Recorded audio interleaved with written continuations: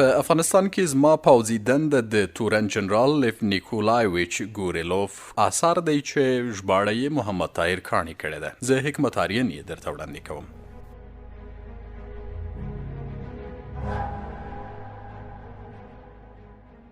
خبریال، تاسو ویل چې د KGB سلاکارانو دې فکر ته تمایل درلود چې امین اجیر شوی و، په داسې حال کې چې هیڅ ډول کوم رښتینی او ښکاره ثبوت نه و. KGB ولې پر دې خبره ټینګار کاوه؟ دا ولې داسې و؟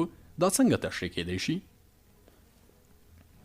ګوريلوف: KGB ډیر کلونه له داسې کارکوونکو سره همکاري درلوده لکه دوی په خپله چې و. په لومړي ګام کې د خلق له مشرتابه سره دوی سیده له دغو خلکو سره همکاري درلوده. په ډیرو چارو کې د دوی ملاتړ کاوه او د سملاسي اغیز وکړ. البته وروسته تر هغه چې دغه کودتا یا وختون وشو، ببره کارمل ووت، خو ترکه پاتې شو.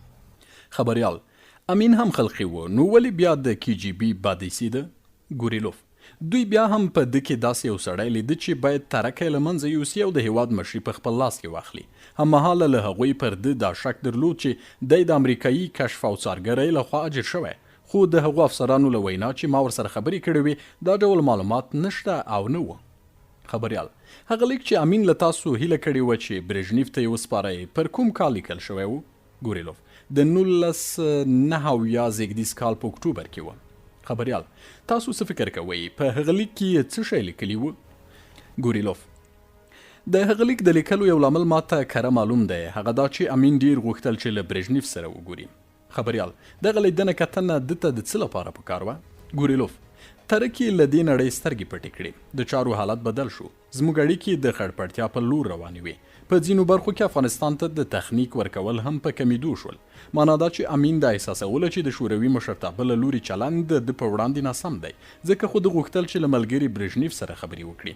دا هغه یوازینی څیز و چې په هغه لیک کې لیکل شوي و. د دغه لیک لویه موخه لیدنه کتنه وه. دا خبره ماته نيکولايويچ وکړه، پر هغه ځل نه، وروسته بل ځل چې موږ لیدنه کتنه سره وکړه.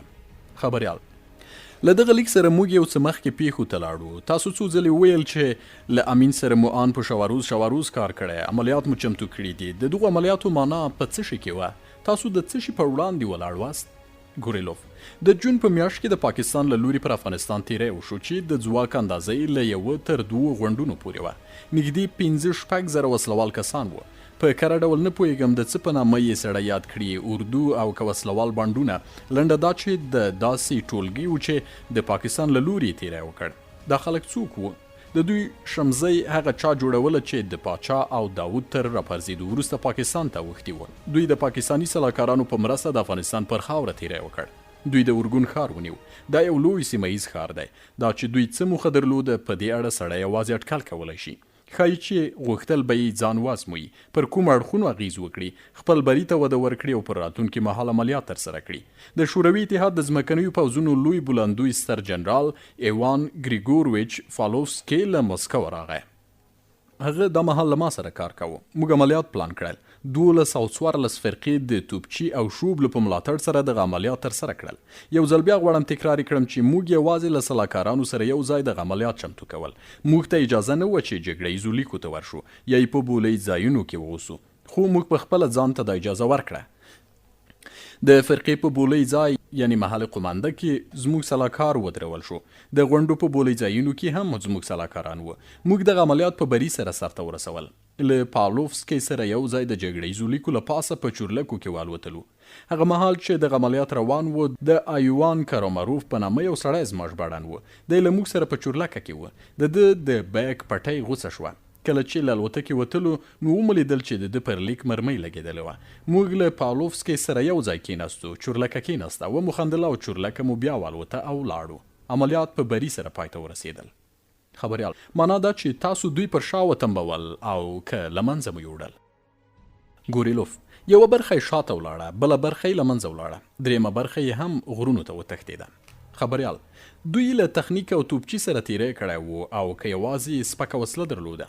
ګوريلوف: هغوی سپکه وسله او هوانونه لرل، توپچي نه درلوده او دا ټوله وسله په بارکښو څارویو، خرو او کچرو بار شوې وه. خبریال: تاسې څنګه له کومه خبر شوئ چې له هغوی سره پاکستاني سلاکاران وو؟ ګوریلوف موږ ډیر ښه خبر وو چې هلته پاکستاني سلاکاران وو. د دې لپاره چې داسې ډلې په منظم ډول افغانستان ته راوستل شي سلاکاران ورته پکار وو. همدوی دغه وسلوالې ډلې په پاکستان کې چمتو کولې. هلته 1.5 میلیون کډوال وو. البته که دغه خلک ټول سړی د کډوالو په نامه یاد کړي له همدغو کډوالو نه دغه وسلوالې ډلې جوړېدلې. خبریال داسې څرګندېږي چې د افغانستان د ځمکې بشپړتیا ته د پاکستان له لوري خطر متوجه و. دغسې معنا لري؟ ګوریلوف ما په خپله رامنځته شوی حالت په دې ډول ارزاوه. تر دې مهاله وضع د دې لپاره لا جوړه نه وه چې پاکستاني پوځونه پر افغانستان تیری وکړي. هو هغوی چمتو کېدل، له کډوالو څخه یې ټولګي جوړول، پر افغانستان یې د تیري لپاره جګړه ییز ټولګي جوړول چې خپل سلاکاران یې هم ورسره وو.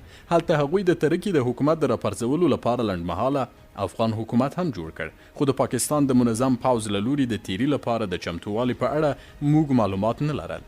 داسې برېښېده چې غوښتل دا ټول د امریکایانو په مرسته ترسره کړي، ځکه چې هغوی باید دوی وسلوال کولی او تخنیک یې ورکولی.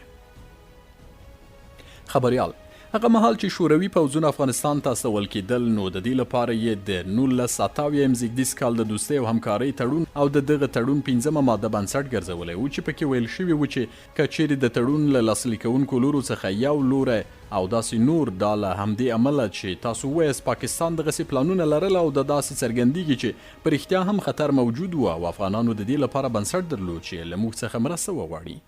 ګوریلوف ما برژنیف ته په دې اړه خبر ورکړ چې دا شونتیا لري جوړ شوي ټولګي د پاکستان د اردو په مرسته تیری وکړي او دغه ټولګي پر امریکایي وسلوال دي. دغه ټولګي له هغو 1.5 میلیون کډوالو څخه جوړ شوي چې د ظاهرشاه او داود تر راپرځېدو وروسته پاکستان ته تللي دي. خو په هغه پیر کې د پاکستان د اردو سیده تیری نه و. افغان اردو کولی شوی چې خپله پوله بنده کړي او د تیري مخنیوی وکړي. همداراز پوله ساتي پوځونه هم جوړېدل. ما په خپله له سیاسي بیرویو څخه هیله وکړه چې له افغانستان سره مرسته زیاته کړي، افغان اردو ته مخابراتي وسایل او نور تخنیک ورکړي. خبریال تاسو امین او ترکي ته خپل دا لیدټکي وړاندې کوو چې افغان اردو دا وس لري چې تیری پر شا وتمبوي؟ ګوریلوف هو ما هغوی ته په دې اړه ویلي وو. خبره دا ده چې هغوی بیا هم په دې کې ټکني وو او یو ډول ناډاډمنتوب یې په دې کې لاره چې دوی د دا تیری په بري سره پر شا وتمبوي. که څه هم موږ دوی ته دا وریادوله چې تیری به وشي او اردو کولی شي چې دا تیری پر شا وتمبوي، خو دوی داسې ښکاري چې شکمن وو. بله خبره دا چې د پردې شاته خبرو کې د پلان په بڼه داسې لوبه هم روانه وه چې که چیرې شوروي پوځونه راشي نو پرېږده چې دوی په لومړۍ لیکه کې وجنګېږي، موږ به یې د شونتیا تر بریده په دویمه لیکه کې ملاتړ کوو. دوی دغسې یو مکار پلان درلود. هر څومره چې تاو را تاو کړې بیا هم د دوی همدغه پلان پلی شو. موږ په لومړۍ لیکه کې جنګېدلو او افغان اردو په دویمه لیکه کې داسې جنګېده چې مازې دومره مزه یې نه وه. ما په دې اړه له لیوند ایلیچ سره خبرې وکړې. ما د شوروي اتحاد د کمونیست ګوند د مرکزي کمیټې عمومي منشي ته دا هم وویل چې اړینه نه ده افغانستان ته پوځونه واستول شي، ځکه چې دغه اردو دې ته چمتو نه وه چې په غرونو کې وجنګېږي. ما افغانستان ته زموږ د اردو د استولو د شونو پایلو په اړه هم برژنیف ته وویل. کله چې موږ افغانستان ته اردو ولېږو امریکایان به سملاسي له افغان کډوالو څخه د جګړه ییزو ټولګیو پر جوړولو لاس پورې کړي. په دې حالت کې به هرومرو تیری وشي. افغانستان ته د شوروي پوځ استول به د دوی لپاره یوه پلمه شي. خبریال زموږ د پوځونو د ورلېږلو په اړه هیلې له کومه مهاله پیل شوي؟ ګوریلوف اوس یې درته وایم. د جون میاشت به وه. له دې سره چې موږ د افغان اردو د دوو فرقو د ځواکونو پر مټ بریالي عملیات ترسره کړل، خو د جون له میاشتې دغه هیلې پیل شوې، نه لکه چې ان د مارچ له میاشتې پیل شوې. په مارچ میاشت کې لومړنۍ هیلې وشوې، وروسته تر دې د دوی دغه هیلې په زیاتېدو او په ټینګار کې دي. ما ته دغه ټول مهال نيکولايويچ څخه یو امر راته، هغه دا چې افغانستان ته د شوروي پوځ استول ناشوني دي. دا امرونه هم ګړني وو او هم لیکني. ما ته د واو چې یعنی حکومتي او پوځي مخابراتي تړاو له لارې وویل تاسې دوی په دې پوه کړئ چې اړینه ده خپل اردو چمتو کړئ، د خپلو پولو ساتنه وکړئ. زموږ اردو باید دغه هېواد ته وانستول شي. ټول مهال همدا خبرې تکرارې دي. یفیشیف هم راته همدا خبرې کولې. اړینه ده چې افغانان خپله اردو ښه چمتو کړي. دا اردو د بریالیو جګړه ییزو عملیاتو بنسټونه لري. یفیشیف کله تاسو ته درغلی و؟ ګوریلوف یپیشیف په جون جولای میاشت کې، پاولوفسکي په جون کې راغی او له ما نه لږ مخکې بیرته لاړ. هغه هم افغانستان ته د شوروي پوځونو لاستولو سره مخالف و. په دې اړه خپل لید دفاع وزیر ته لیږه. هغه مهال داسې ویل پوځونه باید ونستول شي. پاولوفسکي په پوځونو کې و، ډیر هوښیار او پوه سړی و. د فرقو غونډونو د قلوردوګانو له بولندیانو سره خبرې کولې. پولي ته په موټر کې یو ځای او بل ځای ته په الوتکه کې الوتنه کوله. تر دې وروسته هغه داسې پایلنوي وکړ. موږ له هماغه مهال خوشحالي کوله چې د پولساتو پوځونو جوړول به د افغان پوځ له پیاوړتیا سره مرسته وکړي. خبریال، ما په کوم ځای کې لوستي و کله چې تاسې لوی پوځي سلاکار واست نو د غرني کنډکونو پر جوړولو ملاس پورې کړی و. ګوریلوف: هو، غرني او پراشوټي يرغلیز کنډکونه. خبریال: مهرباني وکړئ ووایاست تاسو کومې موخې او دندې په پام کې لرلې؟ ګوریلوف: موږ پراشوټي کنډکونه جوړ کړل. که کره وویل شي نو 2 پراشوټي کنډکونه مو جوړ کړل. د پراشوټي پوځ لپاره هم یو سلاکار و او زه په خپله هم پر دغو چارو بوختېدم. خو خبره دا و چې دا خو موږ چمتو کول، خو چورلکې نه وي، الوتکې نه وي، نو دوی به له څه شي څخه په پراشوټ کې راښکته کېدلی؟ ځکه خو ما په ډېر ټینګار هیله وکړه چې لږ تر لږه یو اسکادران یا الوتکې افغانستان ته ورکړي. افغان پراشوټوال هم هماغسې روزل کېدل لکه زموږ هغه. هماغې دندې د دوی په مخ کې هم وي. د بیلګې په توګه بولۍ ځای له منځه یوسئ، په کوم ځای کې مهمې مواصلاتي لارې بندې کړئ.